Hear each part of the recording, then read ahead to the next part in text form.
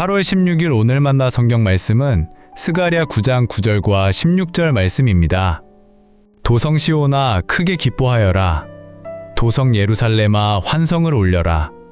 내 왕이 내게로 오신다. 그는 공의로우신 왕, 구원을 베푸시는 왕이시다.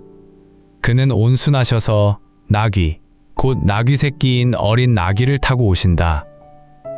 그날의 주 그들의 하나님이 백성을 양떼같이 여기시고 구원하셔서 그들을 주님의 땅에 심으시면 그들은 왕관에 박힌 보석같이 빛날 것이다.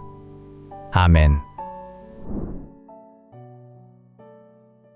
오늘 만나러 만나주시는 하나님을 기대합니다. 요즘 어떤 기쁨을 누리고 계십니까? 어린이는 놀면서 기뻐하고 청년은 도전하면서 기뻐하며 장년은 손주를 안고 기뻐한다고 합니다. 나이가 들수록 기쁨의 형태는 단순해지고 의미는 깊어집니다. 왜냐하면 어린 시절의 기쁨은 외적인 자극에서 오지만 장년의 기쁨은 관계나 의미, 신앙 같은 내면적 요소에서 나오기 때문입니다. 한편 세상을 보면 마음이 무거우신 분들이 참 많습니다. 불확실한 미래는 물론이고 불안정한 경제 상황, 무너지는 인간관계나 신체 건강, 때로는 신앙의 침체까지 우리 삶에 진정한 기쁨을 주는 것이 점점 사라지고 있습니다. 기쁨이 사라지는 이유는 단순히 환경 때문이 아니라 각 세대가 마주하는 삶의 변화, 내면의 갈등, 가치의 이동과 깊이 연관되어 있는데요. 세대가 올라갈수록 관계를 상실하거나 존재의 의미가 흔들려 기쁨을 빼앗기기에 외적 조건보다는 내적 의미에서 기쁨을 찾는 전환이 필요합니다. 이처럼 기쁨을 빼앗기기 쉬운 우리에게 스가랴 선지자는 도성 시온아 크게 기뻐하여라. 도성 예루살렘아 환성을 올려라 하며 하나님의 구원 역사를 선포하는데요. 시온과 예루살렘이 기뻐해야 할 이유가 무엇입니까? 우리가 환호할 만한 내적 의미는 무엇입니까?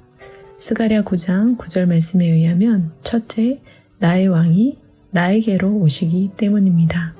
둘째, 그는 공의로우신 왕이기 때문입니다.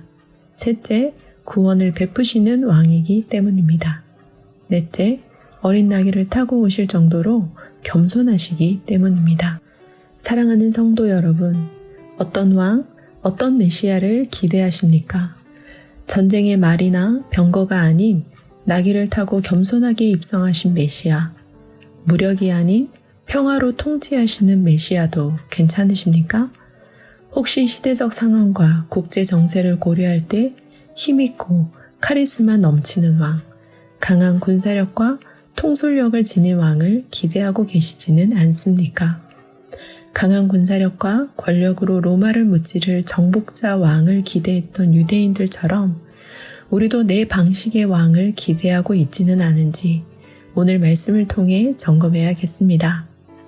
우리가 기뻐하고 환호할 수 있는 것은 스가랴서에 예언된 메시아가 구원을 베푸시는 왕이요 공의로우신 왕이기 때문입니다. 정치적 해결자는 아니지만 불의를 무시하지 않고 죄의 문제를 해결하기 위해 대속적 죽음도 불사하셨기 때문입니다. 이처럼 사랑과 자기 희생, 죽음으로 공의를 이루신 메시아를 통해 구원받았다는 점에서 어찌 기뻐하지 않을 수 있겠습니까?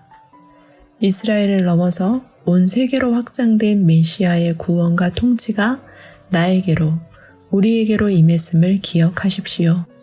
바로 그때 내 방식의 왕이 아닌 겸손의 왕, 구원을 베푸시는 왕, 공의로우신 왕이 나의 왕이 되실 것입니다.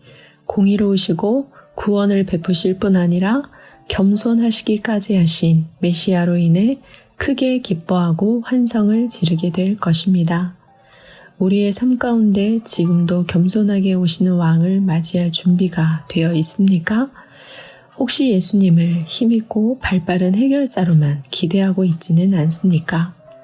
겸손한 왕이신 예수님께서 우리를 구원하실 뿐 아니라 우리를 양떼처럼 돌보시고 왕관의 보석같이 빛나게 하실 것입니다. 공의로 구원을 베푸시는 겸손의 왕을 나의 왕으로 모시는 내적 의미에서 기쁨을 누리는 높은 뜻 사람 되시길 간절히 축원합니다. 기도하겠습니다. 크게 기뻐하라, 환성을 울려라 말씀하시는 하나님, 외적 조건보다는 내적 의미에서 기쁨을 찾기 원합니다. 겸손하고 공의로우신 왕이신 예수님께서 구원을 베풀어 주심에 감사하며 맞이하게 하시고 세상 속에서 잃어버린 나의 존귀함을 주 안에서 회복하게 하옵소서. 예수님을 나의 왕으로 고백하며 오늘도 그 통치를 따르게 하옵소서. 스가랴의 예언을 삶으로 성취하신 예수님의 이름으로 기도합니다. 아멘. 두 가지 제목으로 기도하겠습니다. 첫째, 내 방식의 왕을 기대하며 고집하는 어리석음을 회개합니다.